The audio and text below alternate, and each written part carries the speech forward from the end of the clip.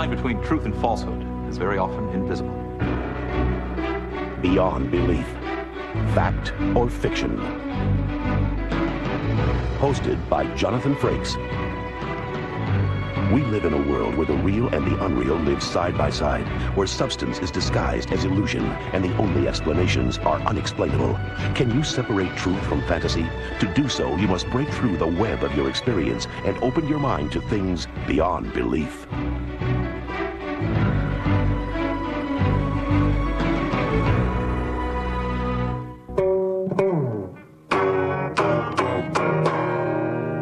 The glamorous dream of playing in a rock band. Some realize that dream, but they often pay a price. For instance, hearing loss. Being close to speakers like these, night after night, can permanently damage the delicate workings of the ear. Earplugs, highly recommended for both musicians and their audience. Lyle was one of the best rock musicians in the world, but due to hearing loss, he can't listen to the thing he loves most. And now to his story. It goes a little like this.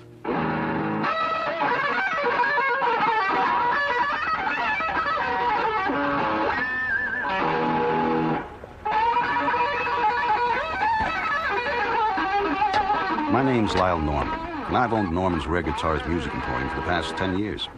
Ever since I suffered a severe hearing loss after too many years of too much volume.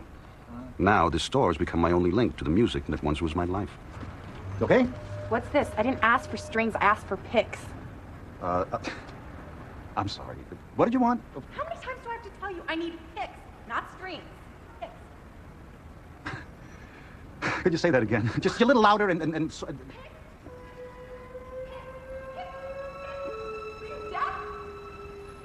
Well, not completely, but pretty darn close. Just give me a second. If I could just tune these up a little higher. Ow. I don't have time for this, man. I'm late for rehearsal. Wait. Just write down what you want. I'll get it for you. My hearing was getting worse and worse. I'd seen specialists, but none could help. The business was going under, and I was in danger of losing everything.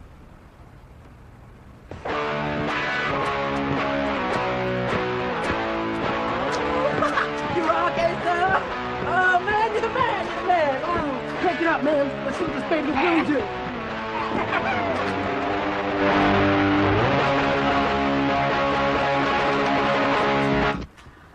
What happened?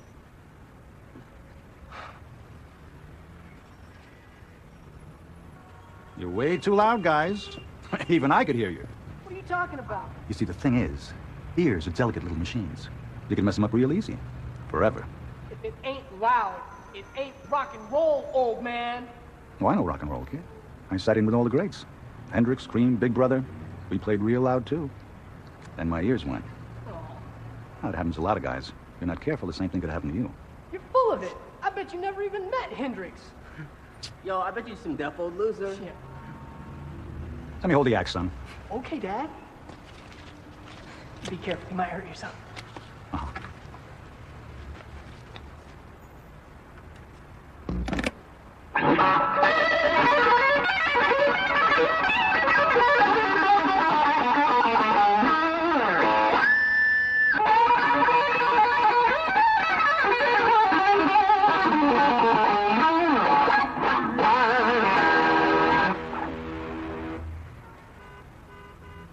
Learned that from Jimmy when he played the whiskey back in '68. That was dope. It was not that dope.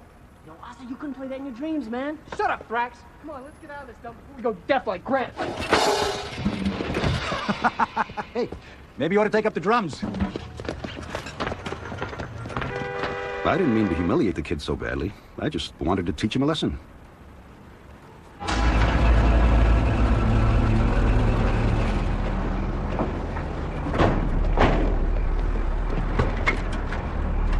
I don't know about this, man, all right? Look, the old guy's got it coming. You saw what he did to me. He made me fall into the drum set. So I'm gonna blow out what's left of his ears, and you're helping me, so shut up. All right. I'm here, okay? All right.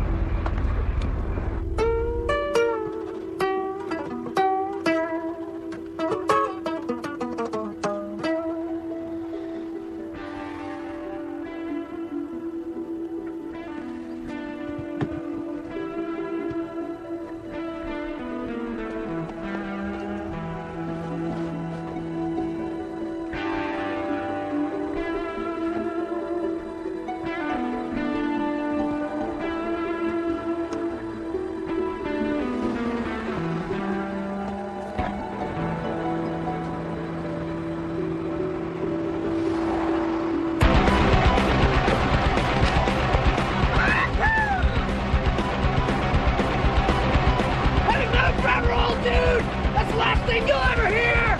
That's enough, that's enough. No, it's not! I'm gonna show that freak he can't mess with me!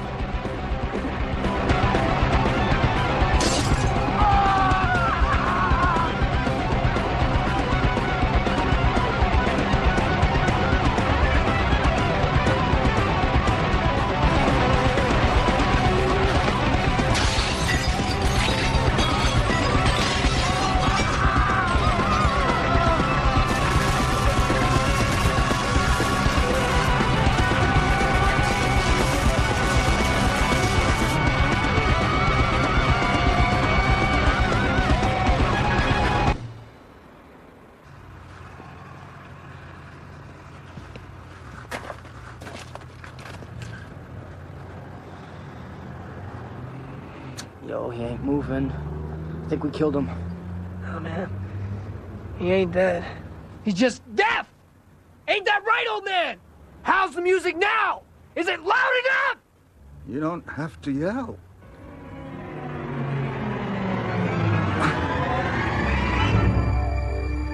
I can hear you just fine.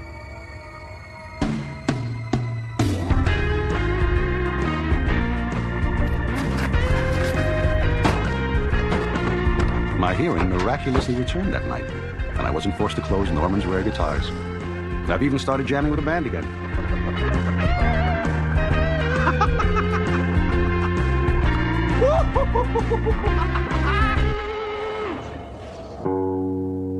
You believe this story?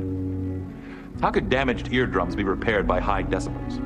Was there an obstruction plugging up Lyle's hearing that was loosened or even shattered by the vibrations of the music? If so, then why had no doctor ever discovered it before? Is it really a record of a similar story to this one taking place? Or is this one only hearsay? We'll find out whether this story is true or false at the end of our show. Next, a farmhouse is invaded by a haunted bucket on Beyond Belief, Fact or Fiction.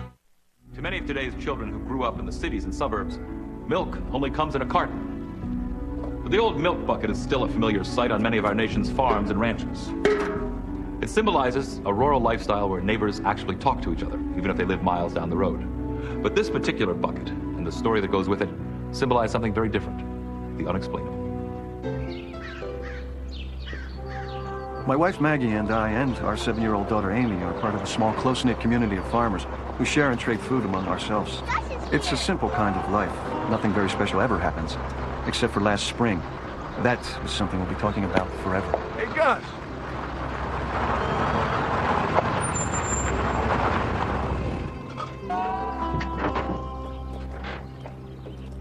It all started with Gus Hobbs, a dairy farmer who lives down the road. He's been delivering milk to our farm for years. You get thirsty? I sure have. Every Sunday, like clockwork, Gus drops off a week's supply of fresh milk in an old dented metal dairy bucket. Sure was a wonderful sermon. Oh, it truly was. Very uplifting. You know, either this bucket is getting heavier or I'm getting older. Somehow, I don't think it's a bucket, Gus. Well, how you doing, Davy girl? You sure was the prettiest little thing in church today. Hey, what is that back of your ear? Well, look at there.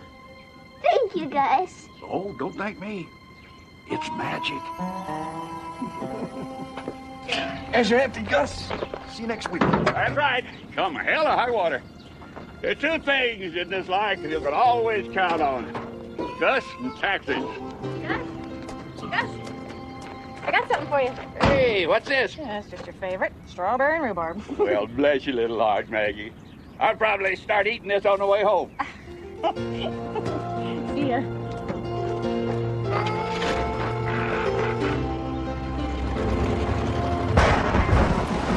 Oh, Lord, let us give thanks for what we are about to receive. A week passed and a fierce storm hit early on Sunday. No one got to church that morning. Yeah, that's the last of the milk. I really don't know if Gus will be able to get through in this weather. It's blowing up a gale outside. No, it might clear up. It might come later. Look, Gus's bucket is shaking. What are you talking about? It was shaking. I saw it. Well, now we know that you think that Gus can do magic, but I don't think that his bucket will move on its own.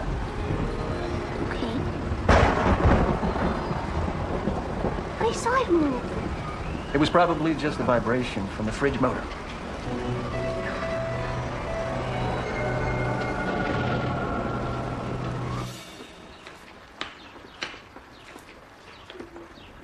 Yeah, storm's starting to break.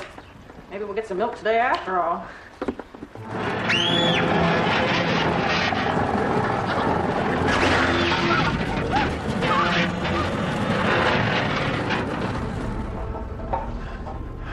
What was that all about? Okay, take it easy. There's gotta be a simple explanation. No, be careful, honey.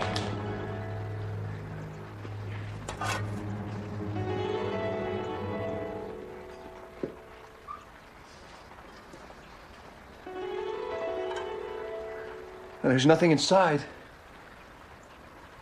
Maybe the pressure built up because of the storm. Although I will admit it does seem a little strange. I don't know.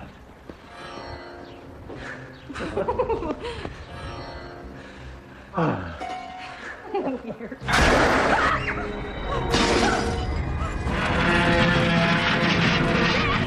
Get something! Get something!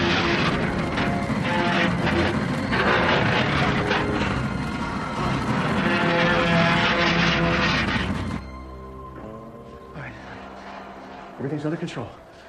I want that thing out of the house right now, Ned. No.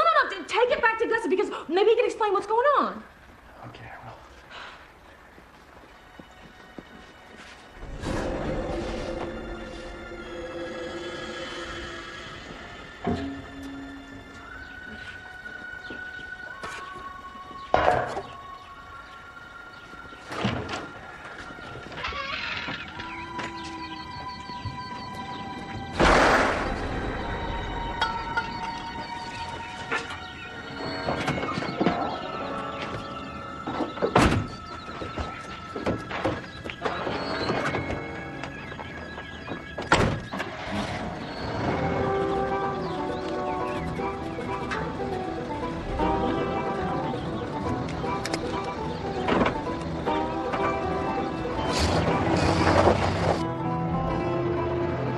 I drove as quickly as I could to Gus Hobbs' dairy farm.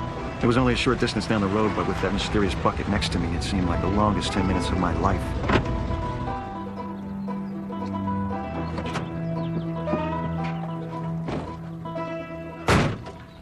Gus! I was able to get Gus to a local hospital where they saved his life. He had suffered a stroke that certainly would have killed him if I hadn't shown up when I did. Thanks to that crazy bucket. What could the explanation for this be? Were there gases trapped within the milk bucket that caused the activity? Or was there some spirit using the bucket to send a distress signal on behalf of Gus Hobbs? Is this story of the milk can that seems possessed the truth? Or are we simply taking a lie and milking it for all it's worth? We'll find out whether this story is true or false at the end of our show. Next, the internet gives a young woman the shock of her life on Beyond Belief, Fact or Fiction. There's a tradition at a wedding that no single woman can escape. That point in the party when the bride tosses the bouquet, and as tradition holds, the one who catches it is the next one who will get married. Lucy Robbins has caught many bouquets over the years, but she still hasn't been married herself. But pay close attention. Something strange and unusual is beginning to blossom. Do you, Alan, take Brenda to be your lawfully wedded wife? I do. Then, by the power vested in me by the state of Florida, I now pronounce you husband and wife. You may kiss the bride. It's an exciting day for Brenda and Alan. They met in high school and immediately knew that one day they'd marry and spend the rest of their lives together. This is that glorious day. I have been a bridesmaid at 5 weddings this year, and although I'm very happy for my sister, that's 5 weddings too many. I'd much rather be a bride.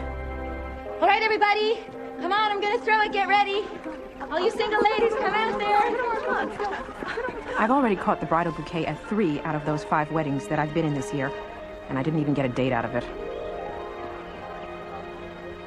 Here he comes.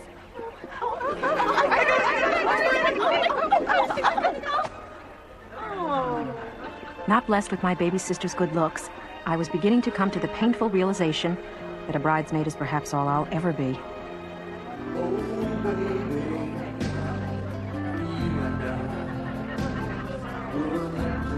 Brenda and Alan enjoyed 2 wonderful years of blissful marriage. Everything seemed to be going their way, but soon tragedy would strike. Alan would go on a sport fishing trip in the Caribbean with his boss and several clients. Their boat would be lost in a storm, and everyone on board would perish. Brenda had a hard time adjusting to the loss of Alan. After a few months, I suggested that she move in with me. Hey. This is gonna be great. We're gonna get through this together.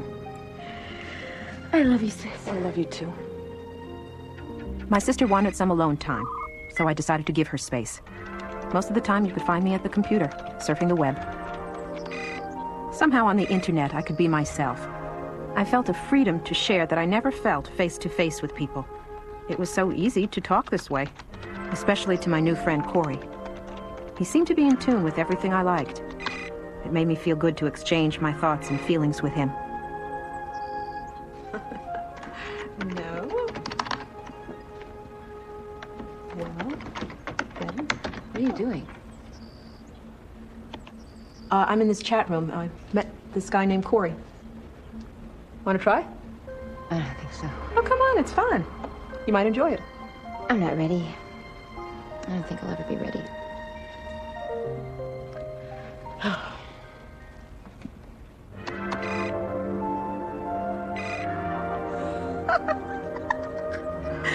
I spent hours communicating with Corey in our own private chat room. The conversation was becoming more and more intimate as the days and nights passed.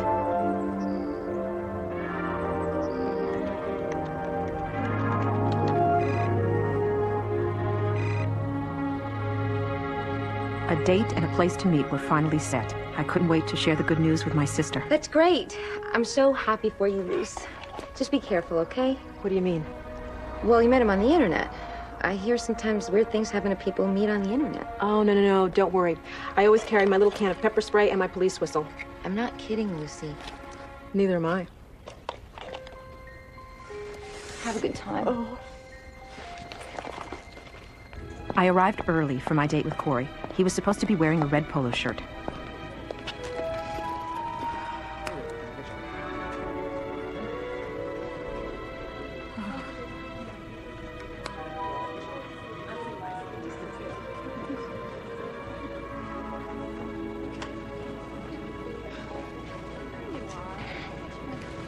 Corey? Yes. Lucy? Alan? What's wrong? I'm sorry. You look exactly like my brother-in-law, and he died in a boating accident 6 months ago. I almost died in a boating accident 6 months ago. I've been suffering from complete memory loss ever since.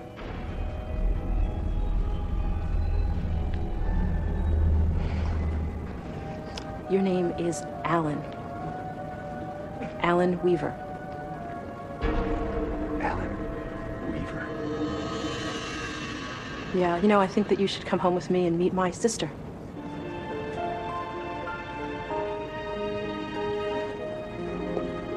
Over the next several months, Alan slowly regained his memory.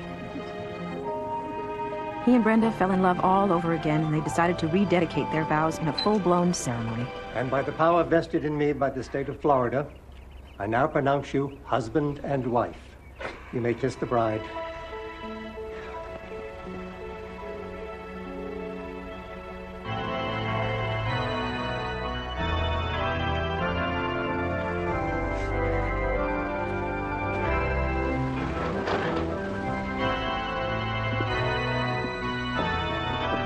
I have so many feelings going on inside.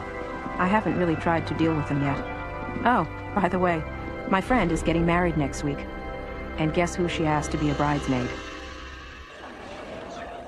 Does this story seem possible? Was the sister's husband really the victim of amnesia, or was he trapped in a lie? And what about Lucy? Is there still hope for her, or will her future hold more disappointments? Have we presented you with the truth in this tale of a woman who never walks down the aisle? Or are we leading you down the garden path? Next, an unsolved murder and a witness that speaks from the grave on Beyond Belief, Fact or Fiction. An evidence bag. All the pertinent information from a crime scene is gathered here. The contents are then removed and given to a cadre of forensic pathologists, whose job it is to analyze each item, down to the literal practice of splitting hairs. But the evidence in this story we're about to see is turning up no answers. It's a dead end. This bag is about to be dumped in the unsolved cases bin. But perhaps a witness will come forward who must be believed, even though the witness herself is beyond belief. I wasn't surprised to see the detective walking down the hall that day. Ever since the young nurse, Lisa Iobe, had been brutally murdered, detectives were a common sight around Cambria County Hospital. Lisa was found dead in the hospital boiler room, stabbed repeatedly with a surgical knife. No evidence was found at the crime scene, and there were no witnesses. But there was another reason I wasn't surprised to see the detective that day. I was the one who called him. Dr. Murray? Yes. I'm Detective Dave Puma. You called with some new information about the Lisa Iobe case. Yes, it's my wife, Evelyn. She and Lisa were close friends. Yeah? I don't know how to say this. A week ago, she began speaking obsessively about the murder. It's as if she was actually there. You mean the murder scene? Yes, in a way. The strange thing about it is she was not speaking in her own voice. It seemed to be the voice of Lisa Iobe. What are you talking about? I'm talking about channeling the dead woman's spirit, Detective Puma. I know it's hard to believe, but I heard it with my own ears. Really? Where's your wife now? She's here. She's a nurse on duty. I'll page her. Lisa was a close friend of mine. We went to nursing school together. And your husband says you may have some new information about this case that could help me. I only know what I've heard. Okay. What have you heard? My friend was found in the boiler room of this hospital, stabbed to death. What else? The murderer stole her jewelry. She always wore this beautiful bracelet and necklace. They were given to her by her mother. Lisa and her mother were very close. I don't like to talk about it. Thank you, Mrs. Murray. If you can think of anything else, let me know. Please! Don't! Stop! Where are you taking me? I don't want to go with you! Stop! You're hurting me! No! Help! Somebody help me! Where are you, Evelyn? I'm not Evelyn. Lisa. I'm afraid. Who are you afraid of? Don't hurt me. Please, don't hurt me. Here, take it! Take it! Take it! Take everything, please! Who's hurting you, Lisa? Who is it? Do you know his name? Jeffrey. Jeffrey Wiegand. My back! Oh, the blood is burning my back! No, please, don't! Stop! It's all right, Evelyn. It's all right. You'll be all right now. She knew about the burn on Lisa's back.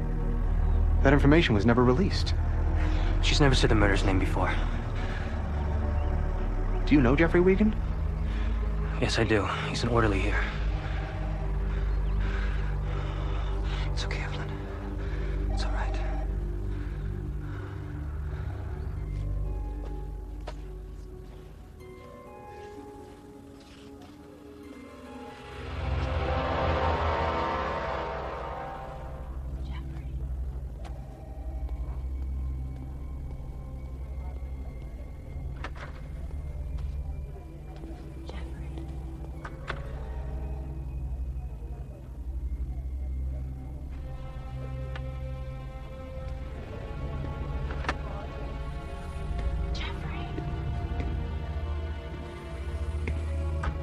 Kill me.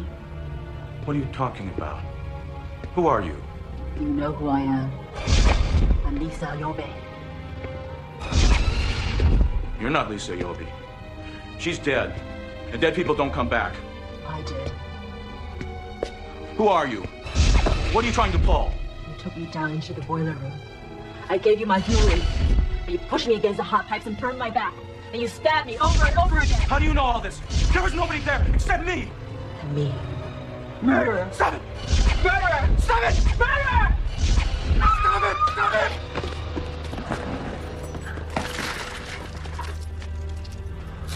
It's over, Evelyn. It's over. I asked my wife, Evelyn, why she was so willing to risk her life to trap Lisa's killer. She told me she had no choice. Lisa was making all the decisions for her. What's the truth here? We've all heard of people who claim to channel the voices and thoughts of the spirit world. Did the murdered woman's spirit choose Evelyn Moray to trap her murderer? Or was Evelyn just a clever actress who had somehow seen the whole thing and chose an extraordinary way to communicate it? Have you been listening to a story based on fact? Or have you been hearing the voice of deceit? We'll find out if this story is true or false at the end of our show. Next, two old friends play a mysterious game of life and death on Beyond Belief, Fact or Fiction. Many generals have planned their battles over boards such as these. But chess is more than a microcosm of war. Relationships forged over a chessboard have a special quality. The duel of wits is encased in a time warp. Hours pass in which nothing exists but you, your opponent, and the board. Chester and Walt were friends who have played chess together for the last 20 years. They know each other's moves inside and out, but the next move belongs to fate. Walt, I feel particularly cagey this afternoon. How do you feel? Devious, Chester. Real devious. Have a good game, you two, and no fighting. Oh, it wouldn't be a game without a good fight. Hey, you're the fighter, not me. Right. There goes Mr. Perfect. For as long as I can remember, my husband Chester and his best friend Walt have spent their Saturday afternoons having lunch at our house, followed by a cantankerous game of chess. You always grab the white ones first. You are a creature of habit. I am not. Now, if you don't mind, I'd like to make my first move. You always go first. That's because white always goes first. Oh, what a surprise. King pawn to king four. Just once, I'd like to see you make a different first move. I could understand if you won occasionally, but you always lose. You just don't want to remember. What did you do, take a bath in that cheap bay rum cologne of yours? Why don't you stop sniffing at me and make your move before the millennium comes in? I think you just distract me so I can't think. You don't need me to help you not think. How I used to love those Saturday mornings.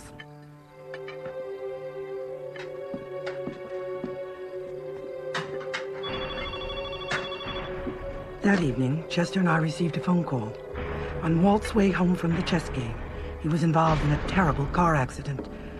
Chester's beloved friend Walt was dead.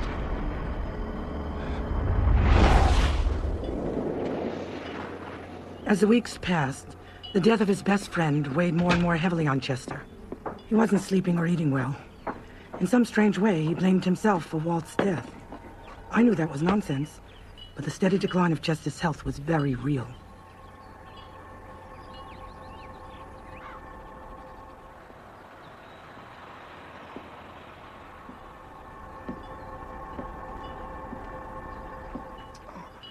Chester, you've got to stop doing this to yourself. Look, I've been thinking and I've got an idea. How about you and I playing chess together? I love you, Mary. And I know what you're trying to do, but it just won't be the same. No, it won't be the same, but let's try it anyway. It was a strange game. The black and white pieces separated by themselves. Isn't that odd? Yeah, it sure is. I ended up with the black ones anyway.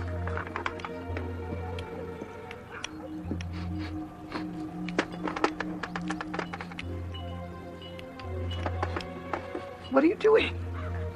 Are you wearing bay rum? No. I'm wearing my usual perfume.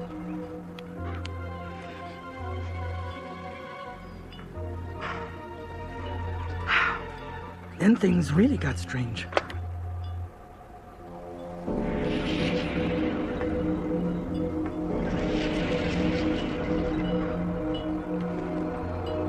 There's something wrong here.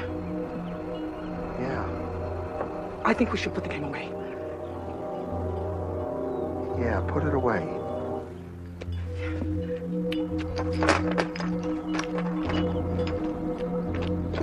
Images have been known to be picked up on camera that cannot be seen by the naked eye.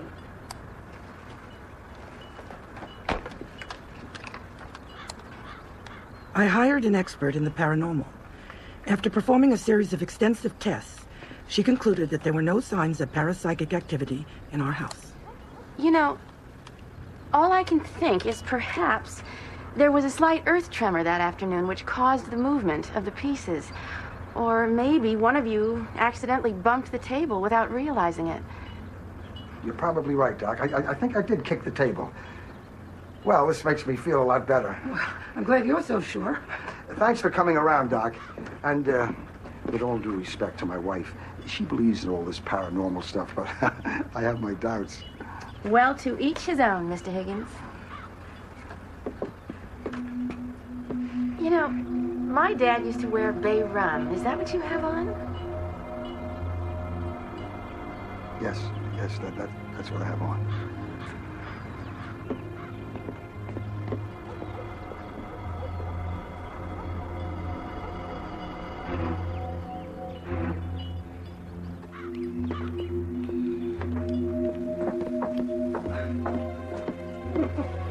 You ate everything.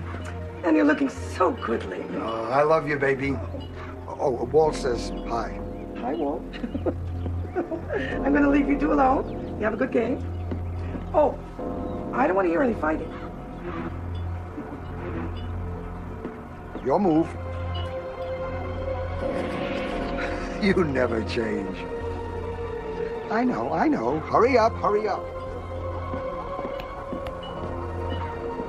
How I love Saturday mornings. Could this story have really taken place? Was Chester just imagining his friend was moving the pieces? Is there a hoax at work here, or is it possible that the spirit of Walt had returned to the place where he was most happy? Do you think this story of friends playing chess is true, or are we playing a game of cat and mouse with you? Next, we'll find out which of our stories tonight were fact and which were fiction when Beyond Belief returns. And now it's time to see which of our stories tonight are inspired by actual events and which are works of fiction. Let's take another look at the story of the former rock musician with a hearing loss. Yo, he ain't moving. I think we killed him. Oh, man. He ain't dead. He's just deaf! Ain't that right, old man? How's the music now? Is it loud enough? You don't have to yell.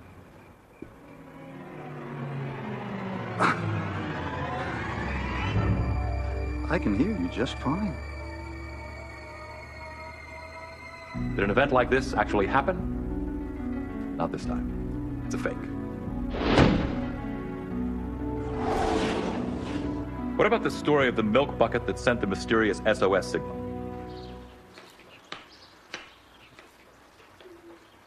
Yeah, storm's starting to break. Maybe we'll get some milk today after all.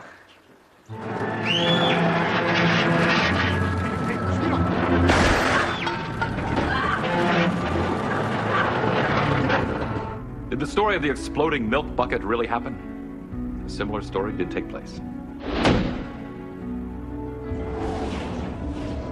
What about the bittersweet tale of the kind-hearted woman fated to be a bridesmaid? All right, everybody. Come on, I'm gonna throw it. Get ready. All you single ladies, come out there.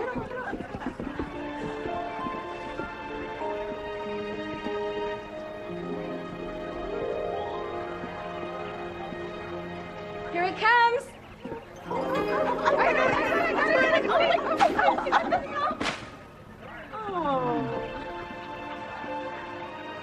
Did this story of unrequited love actually take place? Yes, it's fact. According to first-hand interviews conducted by author Robert Tralins. What about the tale of the woman who was channeling the voice of a murder victim she never knew? Please! Don't! Stop! Where are you taking me? I don't want to go with you! Stop! You're hurting me! No! Help! Somebody help me! Where are you, Evelyn? I'm not Evelyn. Lisa. I'm afraid. Who are you afraid of? Don't hurt me. Please, don't hurt me. Here, take it. Take it. This story of a crime solved with help from the beyond. Is it based on reality? Yes, it is. Let's review the story of the chess players who could not be separated, even in death. Isn't that odd? Yeah, it sure is. I ended up with the black ones anyway.